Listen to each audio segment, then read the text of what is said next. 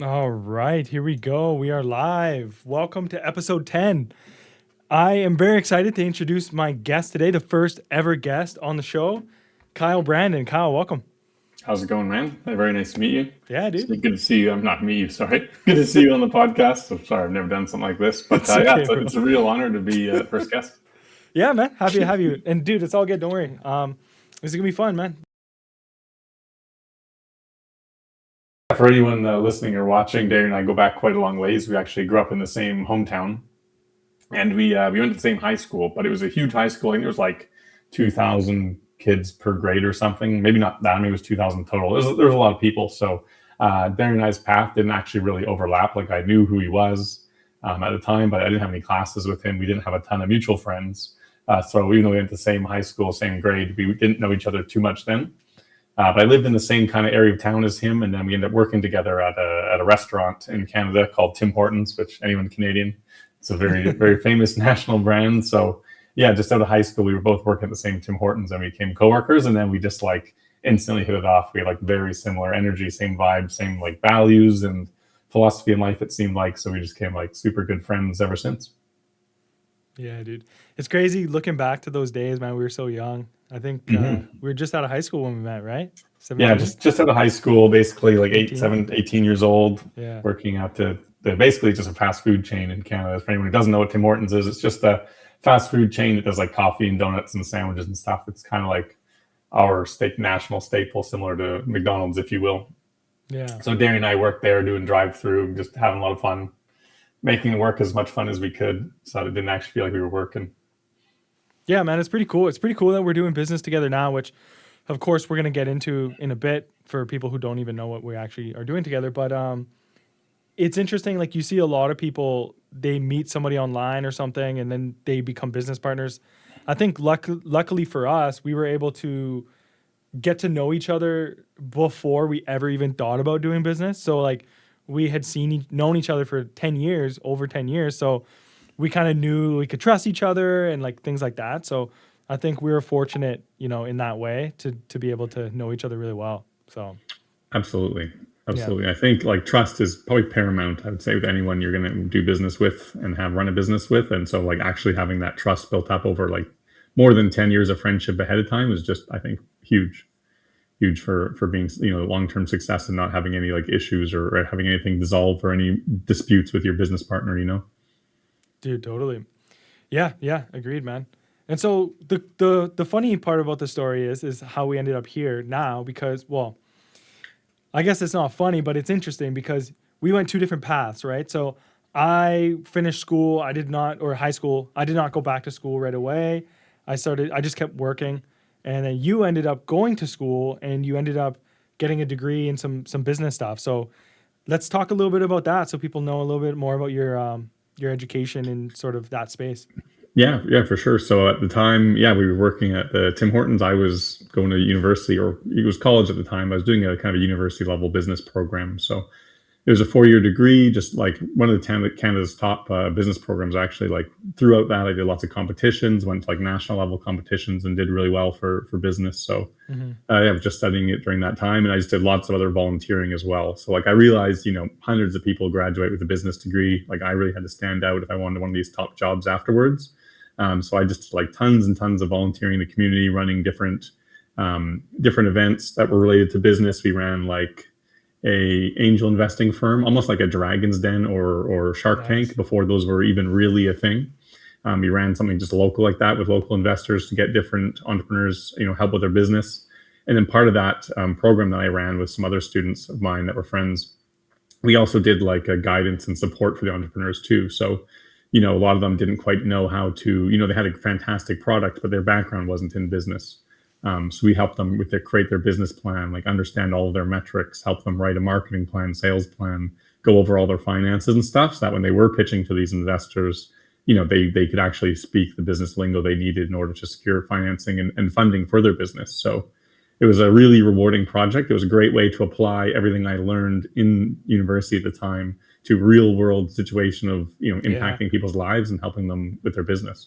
Because for a lot of people, a lot of founders getting off the ground for their businesses, it's having some sort of access to capital or funding is huge.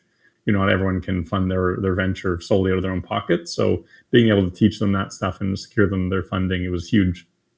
It was just so rewarding, and it was just interesting. And then there's also just fantastic networking too with the angel investors in the city. Of These are course. people who have like millions of dollars to invest in startups and different companies, and I'm like networking with them and hosting an event with that they're like excited to go to. And at the time I was only like early 20s. So yeah, it was just something really extra I did when I was doing my university degree to like really kind of differentiate myself, apply what I was learning, not just learn it, but actually get real world Yeah. experience, apply it. And then the byproduct was just amazing networking and like amazingly rewarding helping these people. Yeah, And it man. was like you're learning applying business to so many, because you don't know what investors are going to come in, or sorry, what entrepreneurs are coming in the door. So you got to learn a lot about different industries. Like we had, I think this was like before Tesla was even common. Like there was a guy who had like a whole electric car that brand he'd funded himself, and he did like I think a couple $1 million invested. There was like a drinks brand, a whiskey brand. There was a few tech startups. One was like a physical tech thing. This guy was like trying to create this own like physical security system for a computer. It was really interesting stuff that like was way beyond my understanding of computers. But like he was a complete computer expert, but didn't know anything about business or sales or marketing. So it was really cool getting to work with someone like that and explain it to them so that he was able to get some funding. So did you work with all of those, or were those just standout ones from the? Those are just some of the standout ones I remember. It was about 10 years, over 10 years ago now. So I don't Yeah. remember all the businesses, but we probably worked with about 5 or so different entrepreneurs each year. And I did this for 3 different years while I was doing my degree. So out of those ones that you did work with, you did help with all the planning and all that stuff.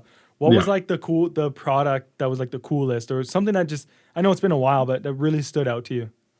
Um, I mean, one thing that stood out to me the most was just a gentleman. I just really liked this guy. He was just the nicest guy. Mm. He was basically an excavator operator his whole life. Blue collar, really hardworking, family man. He was probably in his like late 50s, early 60s, and he had just created a whole new attachment for an excavator bucket. So it was a way to save a whole bunch of time with I think grading the gravel or dirt or sand or something. He had like this whole new excavator bucket attachment, and he had invented this all himself, just from 30 years in the field. And like, I need this for my job to do my job better. So he invented it, and it worked for him, but he didn't know how to explain it. He didn't know how to create a business around it. He just had this fantastic invention. And so he was someone that, wasn't like this crazy high tech, like the people who had their own electric car, but it was just like the nicest guy. And we were able to get great results for him and help him with his business. So that's one that stands out with me because it was probably the most rewarding one. He was so thankful. He was receptive to what we were saying. It was like a real kind of friendship at the time that budded between us helping him and him with his business. So I think Dude, that's that's awesome. definitely one that stands out. That's great. And it really goes to show how much your personality and stuff matters in business, like who you are. Oh, Like for sure. for you to remember him this far later because of that, it says a lot, man. So Yeah. okay, cool, man. Well, that's great. Well, sets the stage for the backstory a little bit, so that's great. Tell me about once you finish school, and obviously anyone who's watching this can see the headline or the title of this episode, and they're like, "This guy sold 6 million. Like that's a lot of money. That's like, how the hell did he do that? What did he do that for?" So I want to really talk about your sales experience, and after you did all this, you finished schooling, you got into the sales force, or you started, doing sales. Let's talk about that, man, and talk about your journey doing that. For sure. So yeah, so after my business degree, I went into banking actually, and then I was doing investments banking, and so that's kind of what got my like foot in the door a little bit with sales. Is like I was really much focused on finance at the time, but doing investments and working as a personal banker and working in finance, really you learn a lot of sales skills. Like one thing I thought was like going into it, I thought it'd be like very analytical, like, oh, you need to know this and this about the stock market. And I chatted with a whole bunch of really top financial advisors in our city, and they pretty much all said like, no, the skill set isn't trying to pick stocks or be analytical. The skill set is it's all sales skill set. Like it's all talking to people, explaining things to them, selling them on the future of what's going to happen. You're not selling them a specific stock, right? So it's just a big eye-opening thing for me. Like I was doing sales courses at the time. I took some sales courses as electives, but it was like I didn't think of being a sales career in that way. Mm-hmm. But it was really interesting learning the skill set from all the top financial advisors, and like just kind of a complete almost mindset shift of I thought being most analytical would make me the most successful in this job, and it was like the complete opposite. It was like, no, you need to understand psychology and people in order to be successful in a job, which is all based around numbers. So it was kind of a interesting, like complete complete 180 flip of like Yeah. my understanding of the industry and what it meant. So that's probably how I first got my foot into sales, or understanding what you need to do to actually do sales. So again, I was in a finance position, but everything was based on what I could sell to people. So I started really studying sales at the time, taking a lot more seriously, like rereading my sales textbook a second time, picking up just books from people I like in business who have sales and psychology, because it was just something I'd never really studied before or looked into, right? Because I thought it was all going to be just numbers focused. Of course.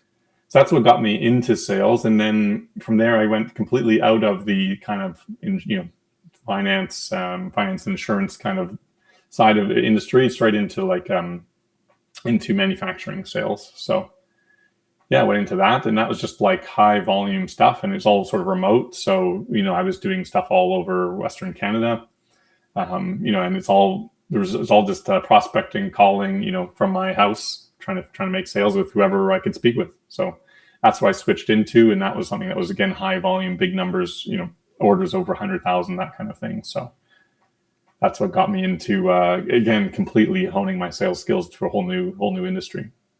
Gotcha. And so what specific product did you make the bulk of your money like selling? Yeah, probably the bulk of it would be through selling manufacturing capacity, like selling parts that people needed manufactured for them. Gotcha. Okay. And so those are like some high ticket sales, right? Yes, exactly. Yeah, we have accounts spending, or people spending like tens of thousands, hundreds of thousands, and even people spending over $1 million a year. Cool. What was the biggest sale that you did personally? I mean, it's hard to say because like people were doing orders throughout the year. I mean, the biggest account probably was, I think, about 1.6 million a year or so. Okay. Wow. Mm-hmm. Sweet. So yeah, it was a pretty serious order size, that's for sure.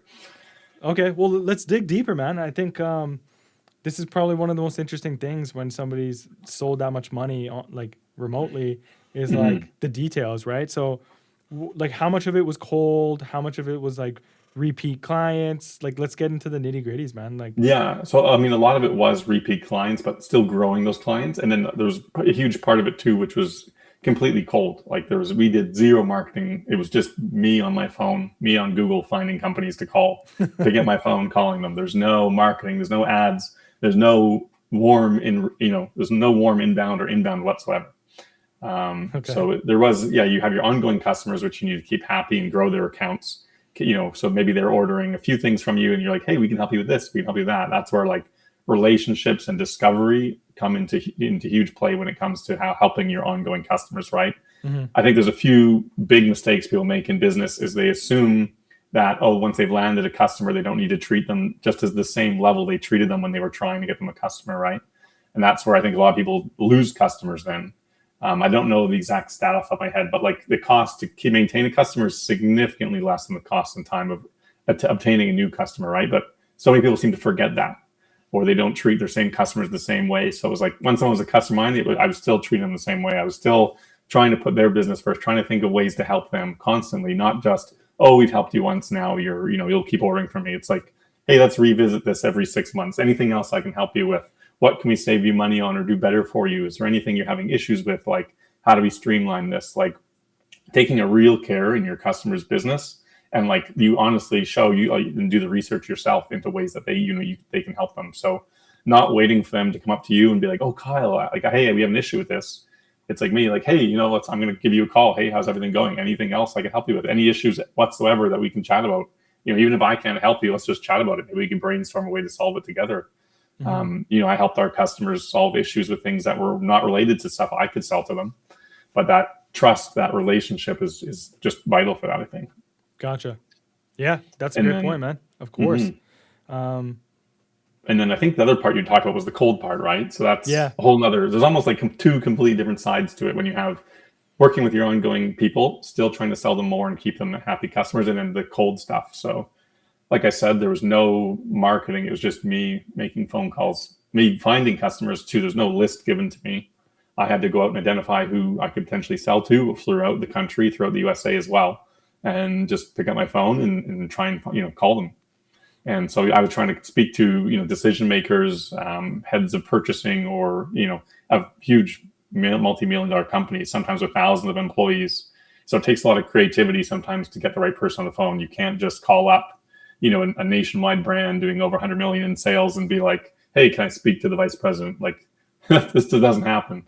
So you got to be resourceful, right? Like I was looking at, okay, one of the things I would do was go on LinkedIn, look up the company, and usually you could pull up the company directory. And I would just comb through that for any like key decision maker or any like person, not just a buyer, but like, okay, who's their like head of operations, who's their head of procurement, who's there, something like that, like someone who's really authority to talk to. Okay. And then from there, I'd put them into a list that I made, and then I would just try and find their contact information any way I could.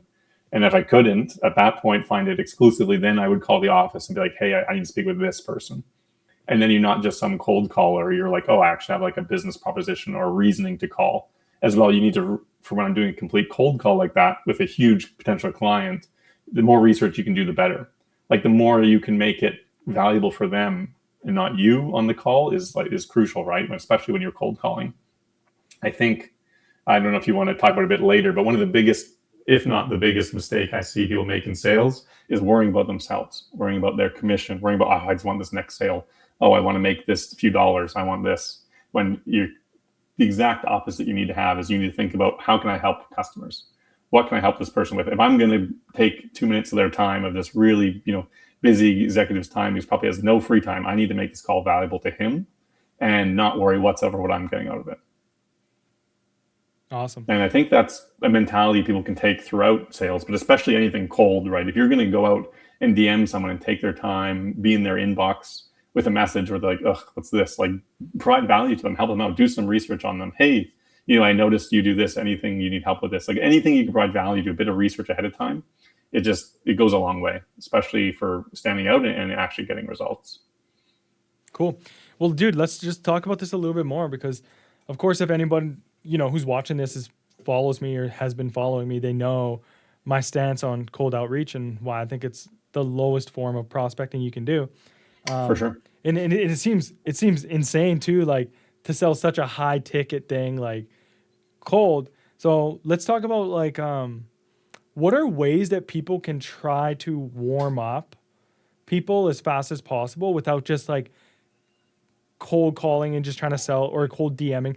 Like if we were to relate this to LinkedIn, right? I know you just touched on it a little bit, like ways that you can lead with some value or whatever, but I really like for people watching this who are like, cold outreach feels slimy, I don't like it, for whatever reason, right? It could be some limiting beliefs. It could also just be they just know that it's like the lowest leverage form of outreach. What are ways that they can try to mitigate the risk and at least make it like so they're warming up the people before they try to sell them something? Oh, absolutely. Absolutely. I think I agree with you. Cold is probably one of the lowest forms, but at the same time, when you're starting out and people don't know who you are like that, they need to at least know who you are, right? Like you're doing them a disservice. If you can help them, there's someone that you can help, not even immediately now, but you're doing them a disservice to not even let them know that you exist or you're there for them in the future. So when you're doing like warming them up or you're doing cold outreach, like your main goal isn't to pitch them. Your number one goal is just to let them know you exist and what you do. So like one example I like to do for, give people is like, just imagine in your town, there's a shoe store and they just open up, they have no sign, they don't tell anyone. It's just a brick building with nothing that anyone sees, right? Are they going to sell anything? Probably not. People need to know about them. So let's just say that same store sent their sales team door to door knocking people's doors. Hey, do you want to buy shoes? Do you want to buy shoes? Probably 99.999% of people are going to say no. Why are you coming to my house? Why are you bothering me? Yeah. And they're customers, like they're people who wear shoes. Maybe there's that 1 in 1,000 that needs shoes that day and actually buys them. But you're just kind of going about it the wrong approach, right? Like these are potential customers. People wear shoes, so they might look at it and be like, "Oh, well, these are my customers. Why are they not buying? I'm pitching them what they need right here." But the same thing with when you're pitching someone your DM, they're like, "Oh, they're a potential customer of mine. Why are they not buying right now? I'm telling them about an amazing business which solves all their problems." So really what you should do is like, hey, like save that same example. What if the shoe store just knocked people's door and just gave them a flyer? Hey, just let you know we opened up a store in town. Here's 10% off next time you come by. Thanks for your time. That way you're providing value to them You're not bothering, you're with a little time you're doing, you're not pitching them to buy their shoes. You're identifying their potential customer, giving them value by being like, hey, just stop in on your terms, save a bit of money here or there if you decide to, and if not, no worries, right? And then people are way more likely to, oh, this shoe store exists. I didn't even know it existed in this building in town. And I have value now because I have this coupon. Next time I need shoes, that seed is being planted. I'll go check it out. So you need to do the same thing in your cold outreach or your messages. You need to give, you're not saying you have to do amazing value, like you don't have to solve their problems, but just give them a little bit of something in order for their, even just for their time to make worth their time, and just let them know that you exist and why you might be someone to help them in the future when they're ready to buy. Gotcha. That reminds me a lot about like the levels of awareness from Eugene Schwartz and Yes. stuff, Yes. right? It's Yeah. so essentially what you're saying is start by just raising the awareness that you exist to them without Exactly. asking for anything too Mhm. soon, right? Exactly. Every time, exactly. These customer people don't know you exist, especially online. There's no brick and mortar. You have no traffic, right? You have nobody driving by. You're not in a mall having foot traffic. Like nobody's visiting your store. So just having people know that you exist and have a solution that could help them that's a win when you're doing cold outreach, really. Cool. So, okay. No, that's great. I love that. And you know, we can move a little bit away from the cold stuff too. It's just I really loved chatting about this because everyone Hmm. has their own view on it, right? Of course, like I've never once said that cold outreach doesn't work. I used to do it. It works. It's just the the amount of work you have to do to make a sale, I find, is just low leverage. For sure. Um, I guess the last thing I would say or ask you about it is like, okay, so you're leaving them a flyer. It's low commitment on their end. They can throw it away, but now they know you exist, right? When it comes to just the inbox stuff, you said something I think that's really important is you're still taking up their time, right? Hmm. And so you actually seem like almost a risk for them to start engaging with you if they can tell you're going to sell them or try to sell them something right away, right? So Absolutely. at what point do you feel like in the conversation you have to try to start steering it more towards business conversation or whatever, because the last thing you want to do is have a 3-day conversation with someone in the DMs and now you guys are just like friends or like online sort of friends, but there's just it doesn't go anywhere. Like what point do you say, okay, I know I can kind of help you, you're familiar with me, let's start talking about business? Yeah, I think start off with genuine curiosity about the person, getting to know a little bit about them, what they're doing is key to sort of make that initial start. You can be very friendly with that. And then from there, I think the point of being is you could transition to business by being like, hey, this is something I help with, not necessarily saying they need to buy from you right now. Just letting them know this, hey, that's really cool is what you do. Hey, this is what I do. It might be applicable for you in the future. Like give them that low commitment or low like pressure. Don't be like, hey, I want you to buy right now. Just like, hey, here's what I do. No pressure. If you think ever in the future you need something like this, just feel free to reach out. If not, happy to chat with you anytime. Then you're letting them know exactly what you're doing, but you're not being salesy. You're not pitching them. They're never going to see that message and be like, oh, like now I feel weird or awkward saying no, right? You're just being kind and giving them information. Cool. Yeah, dude, I love it. So I think, yeah, pretty much, I guess, hard to answer your question. I don't know if I did there, but to answer your question, I'd say once you identify that they are someone that you could genuinely help and impact, then it'd be that point to steer them not to a pitch, but just at least steer the conversation into business a little ways by maybe explaining what you do. Cool. Yeah, one of the big things that I'm a big proponent of that I think is super important that a lot of people overlook is actually like sending value assets, so lead magnets essentially Mm. through the DM. So once you get to a point in the conversation where they maybe identify a problem that they're struggling with, and if you can genuinely help them and you have a free resource, just sending that to them, because it's like a flyer on steroids, because Hmm. you're not asking them anything. They're not, well, you are, but they're not paying you anything. You're still leading with value, but now you can ideally get their email info and then you can start actually like nurturing them further. So that's just one thing that I think is really important that a lot of people overlook is using the DMs is a way to just like get somebody into your assets and your owned assets into like your email list or whatever, instead of just, hey, I think you'd be a great client. Book a call with me. And just Yeah, like trying to go for a sale right away. So exactly. just something I wanted to throw in there. Cool. Exactly. All right, man. Well, since we're on the topic of sales, you've explained a little bit, you've done obviously sold a lot of money online in remote sales. Let's talk a little bit, well, I guess over the phone, online, maybe a mix of both. This is something that I know a lot of people want to know, and obviously I want to know and ask you because I Mhm. have you here. Is what do you think the three biggest sales mistakes people make on actual calls?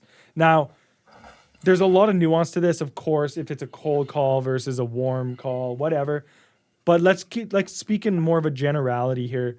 What do Sure. you feel like from obviously the people you've helped coach with me, but also just from your experience? What are the three biggest sales mistakes that people make?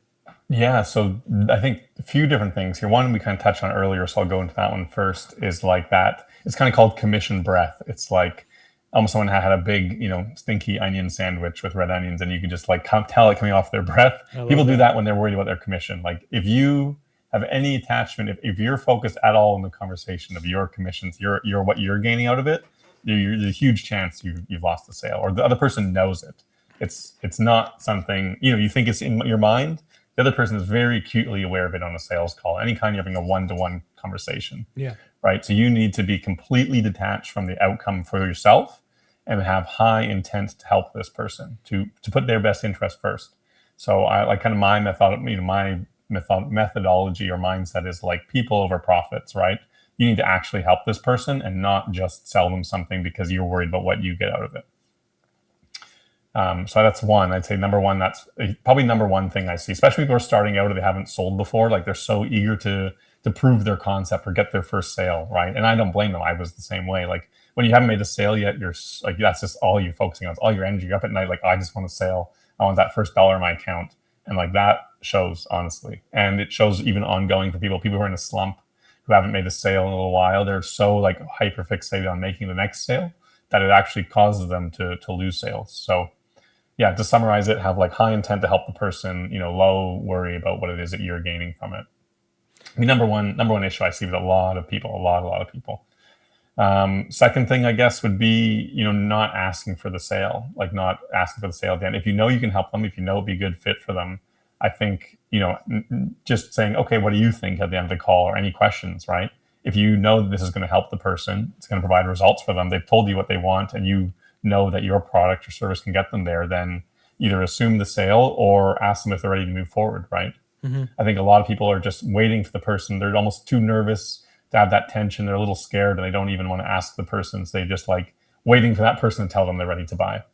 So I think you need to have that at the end of the call, or at the very least have like the same way I think people do with writing, like you talk about in writing at your post, have a call to action at the end. That's like a pretty common standard practice in writing. Same thing with the sales call as well. Like don't leave the call on, oh, I'll get back to you or I'll think about it. Like have a call to action at the Yeah. end. Like, what's the next step, right? What's the next step? If you're not buying now, like that's totally fine. No worries. But what's the next step? Yeah. Have that lined up. And sort of the third thing, I guess, would be not discussing objections. So people think objections, okay, you need to use psychological tricks, or you have to trick the person, or this is when things get salesy or high pressure. And it's honestly not the case if you're actually doing it correctly. So it's a huge mindset, the same way of not worrying about your commission. When the same thing with objections come up, whether it's price or this or that, really it's just uncertainty on a person's mind. It's nothing personal. It's not like, oh, I don't like you or your service. Maybe they don't understand part of it. Maybe you thought you explained it and they didn't get it. Maybe you don't know their financial situation. So objections are a point where you can just help clarify things, so you don't take it personally. Again, this is where it gets usually there's money on the line after you've told them how much your product or service is, and things can get a little heightened. I guess like most people have been on a buying end of something, right, and thought, oh, I'm not sure if I'm ready to make a move today, and then the person tries to push them forward. Like we don't want to do that. We don't want to be pushy, but we want to help coach them or guide them through whatever it is they're thinking about, right? Like a lot of people say either they're way too pushy, or when someone says, oh, I'll think about it, they just go like, okay, yeah, no problem, get back to me. But you're only going to be on this call once. So you don't want to call back forth. So just be open and honest with them. Okay, yeah, no problem. Like take that time. But what is it you want to think about? Like, well, I'm here. I have all the answers about our product or service. let's just chat about it. Again, I'll give you that time to think about it. Like, no pressure here. But what can we, what's going on in your mind? What are you thinking about? And at that point, they should tell you, like, hey, maybe it's just the price, or maybe I'm not sure I'll get results, or maybe, I've never done something like this before, so I'm a little scared of doing it.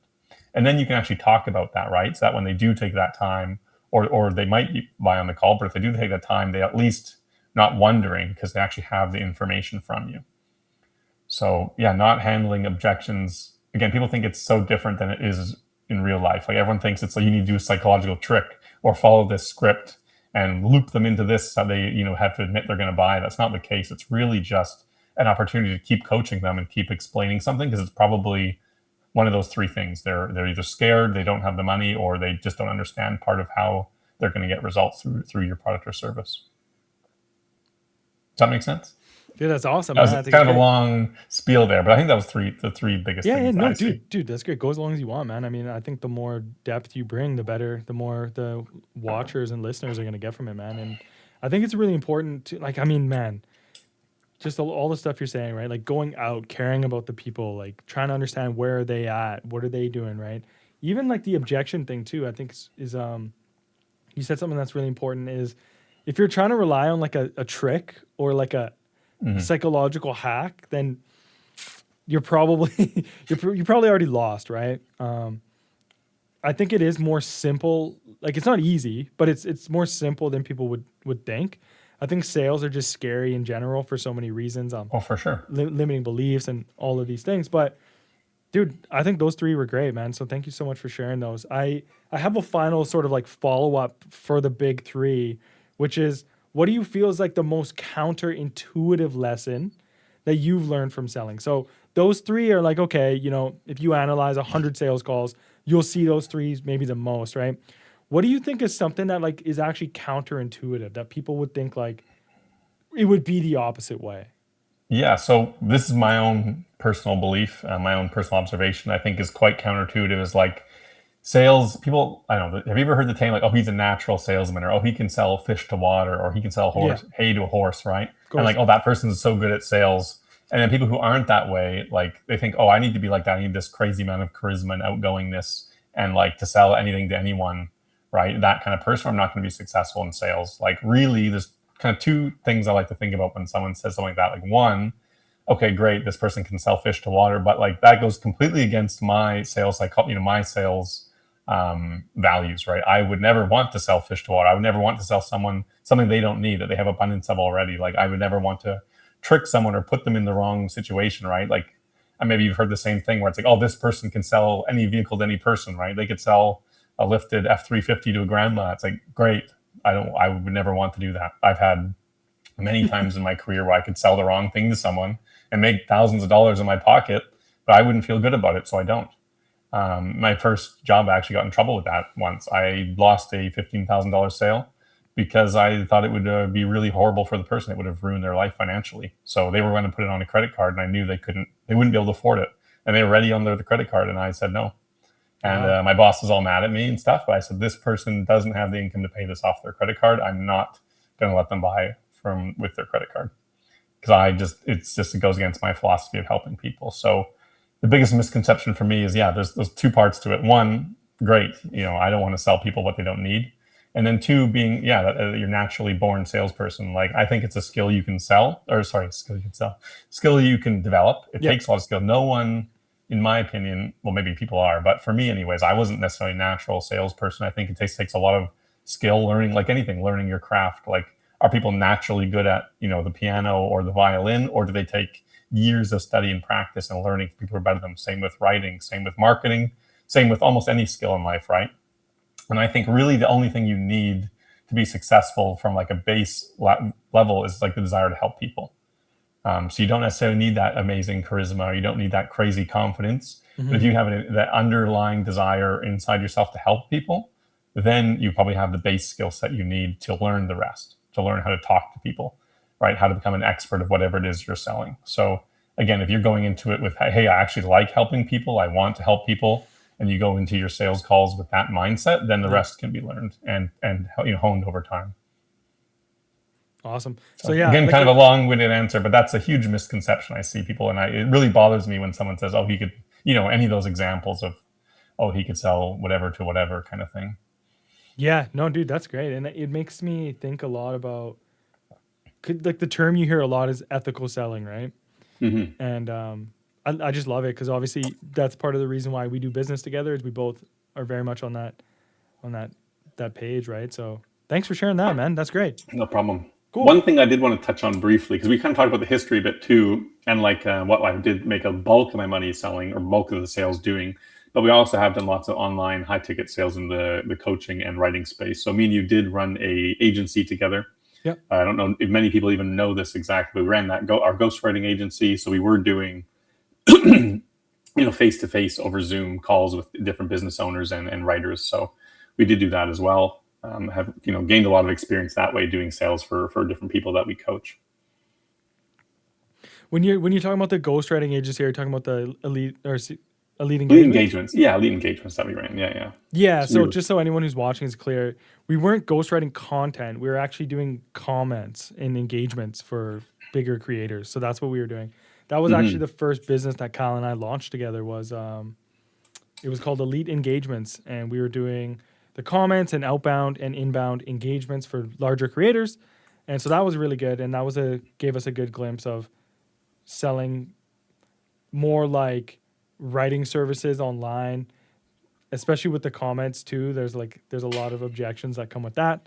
So that was good. And then Kyle had the idea, which is like the second thing we did, which was to start a school community. So let's chat a little bit about that, dude. Let's talk about Sure. how, because I had heard of school when you first brought it to me, but I didn't, like, I knew what it was, but I didn't see the value in it at the time just because I felt like it was going to be a time suck and a sort of a distraction, Hmm. personally.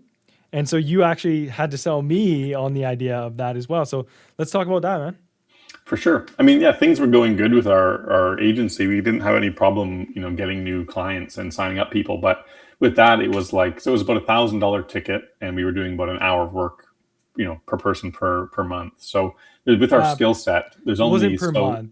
It was an hour a day. sorry, an hour per day per client Yeah. for $1,000 a month, Yeah. essentially what we were selling. And we had no problem getting new clients and stuff. But the problem was our own time, right? There's only so many hours in a day you can do that. And it's a pretty unique skill where we looked into hiring people, and it's just like, it's not even that we are nothing wrong with our people we hired, but it was like, it's so you're working with someone who might have 300, 400,000 followers, right? Like their business is their baby. It's so hard for me they've given me so much trust in what I'm going to do and how I'm going to run their engagements that it's very hard for us to find someone that we also trust to do it the standard that you and I did, right? Because we have so much like business and writing background. We can't just hire anyone off the street and be like, here, take over this person's account. Yeah. Like it just wouldn't, maybe we could have, probably made a few extra dollars, but that's just not the way that I do business or the way that you do business, right? Like if someone's trusting us with something, we take it, almost trust it, more than I would with my own business. And I think you're the same way. So it was just something that we couldn't scale for. It was just going to be us putting our own time into it. There was just a cap, right? There's only so many clients you can serve if you're the one putting, an hour a day per client. Yeah. So that's where I started looking into, okay, what's something that we can scale more without having to water down the quality or output? Like, I don't want to just get a bunch of customers under our work and then farm it out to someone else for lower ability, right? Like, again, that's not something I wanted to do. So how do we have highest leverage to expand the work that we do to more people, where we can scale it to a point where it's not about necessarily how many hours we work in a day? And that's what got me into school, or different ways you can do communities and coach people. I think at the time Darian was doing a lot of one-on-one coaching. So we had our agency as well. We were doing that, and then Darian was writing, and then also doing his own one-on-one coaching, which was kind of the same thing. There's a max of clients that he could take on, and and there's also, like, you didn't want to just have someone do your coaching for you like that. You didn't want to just be the face and then be like, okay, great, you're in my coaching program, you're never going to talk to me, right? You could have done that. You could have probably made a few extra bucks, but it wouldn't have felt right, I imagine, right? So that's what kind of got us into the school, was looking at, okay, how can we have something that's scalable beyond 8 hours, 10 hours, 12 hours? I think I was working like 12 hours a day. You were probably working the same, right? Like at 12 hours a day, you kind of get capped on how much you can do on a per hour basis. Dude, I mean, that's a whole nother conversation. But like for me now, I probably get 5 hours of deep work a day, and then the rest is just like studying. Because once you go past, I found, this is obviously me speaking from my experience, and this is like a side note, obviously, but once I do more than like 5 hours of just focused pure work, like my quality just drops. So For yeah, I sure. definitely didn't want to do any more of that. Um, yeah, man. So that's great, perfectly put. And I think going into the school community, we tested it so much. So if anyone who's watching this actually, and you're like, oh, I want to check out their school community, we're actually shutting it down. Today's the last day. It was a free community. Okay, so this is what we did. We experimented a lot. So we originally launched it at $50 a month. And from my email list, I had quite a few people sign up and join. And that was great. And we ran it at $50 a month for maybe the first year, roughly. And then we heard about, this free school model and using that as like a lead magnet, sending people into sort of like my one-to-one or group coaching, whatever.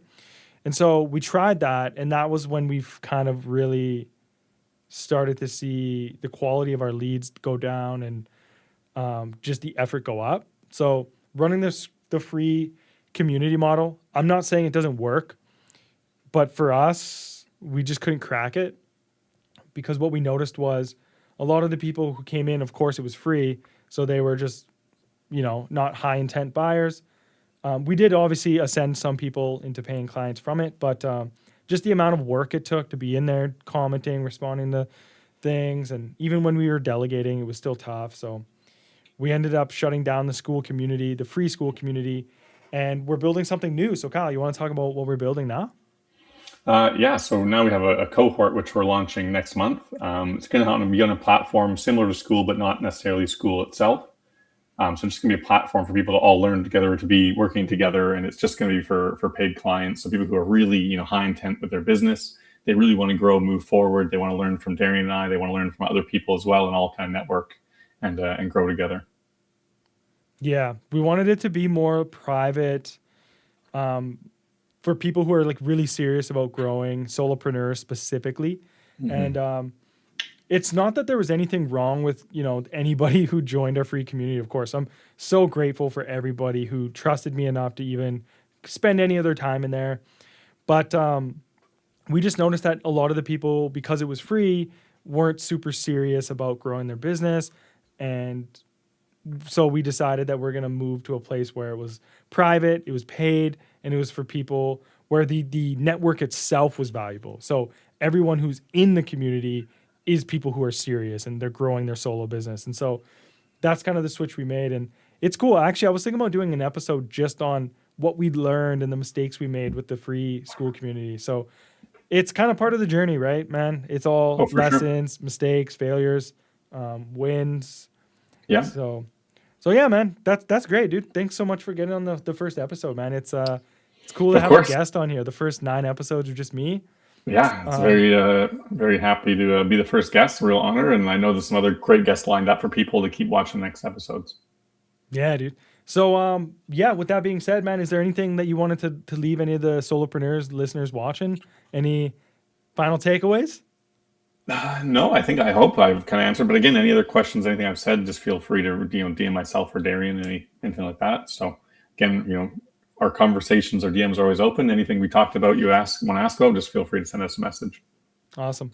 Cool, man. Well, with that being said, that is episode 10 of Asset Creators. Thanks again, Kyle, so much for being here. Thank you for watching or being here. If you're Mm-hmm. watching this live, watching the recording, does not matter. Really grateful for you to spend your time with us. And with that being said, I will see you tomorrow with episode 11. Peace.